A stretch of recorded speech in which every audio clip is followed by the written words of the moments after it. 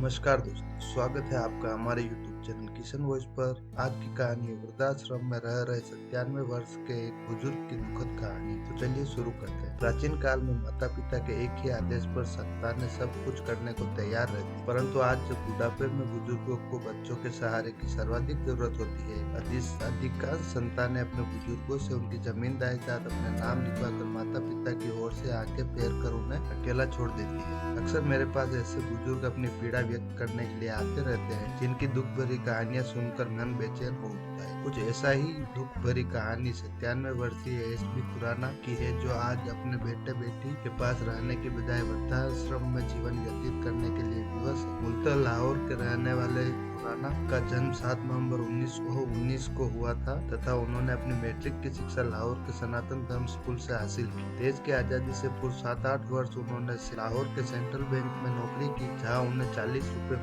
मासिक वेतन मिलता था, परंतु इस राशि में भी वह काफी बचत करने में सफल रहे। देश विभाजन के बाद वह अपने माता पिता के साथ भारत आ गए। उनके पिता श्री स्वतंत्रता से पूर्व सेना में अकाउंट्स का काम किया करते थे। Swayam Khurana central bank of India की कटड़ा आहलूवालिया अमृतसर शाखा के अकाउंटेंट के पद से नवंबर 1989 में रिटायर्ड हुए। श्री खुराना ने बताया कि उनकी पत्नी का देहांत 70 वर्ष की आयु में 14 अगस्त 2002 को हो गया था। श्रीमती खुराना ने अपने 14 लाख रुपए की संपत्ति की वसीयत अपनी बेटी और बेटे के नाम करके 6 लाख रुपए बेटी को और 8 लाख रुपए बेटे को दे दिए, ताकि वह श्री खुराना को अपने पास रखकर उनकी देखभाल करते रहे। कुछ वर्ष बाद जब बेटे ने तरह तरह के बहाने बनाकर उन्हें तंग करना शुरू कर दिया और घर से निकाल दिया, तब दत्ता कहने लगा कि यदि आप मुझसे पैसों का तकाजा करेंगे तो खुदकुशी कर लूंगा। तो श्री खुराना को अपनी बेटी के पास आकर रहने के लिए विवश होना पड़ा। इसके लिए उन्होंने अपनी बचत के 35 लाख रुपए बेटी को और 5 लाख रुपए दामाद को दे दिए और इसी दौरान छोटे बेटे को भी मकान खरीदने के लिए 5 लाख रुपए दिए, जिसकी कीमत अब 20-25 लाख रुपए हो गई। श्री खुराना का कहना है कि उनकी रकम हड़प लेने के बाद बेटी और दामाद की नीयत भी बदल गई और उन्होंने तरह तरह के बहाने बनाकर उन्हें तंग करना शुरू कर दिया। उन्हें जरूरत की चीजें मिलनी बंद हो गई और वे मनचाहे भोजन से भी वंचित हो गए। पहले उन्हें खाने के लिए फल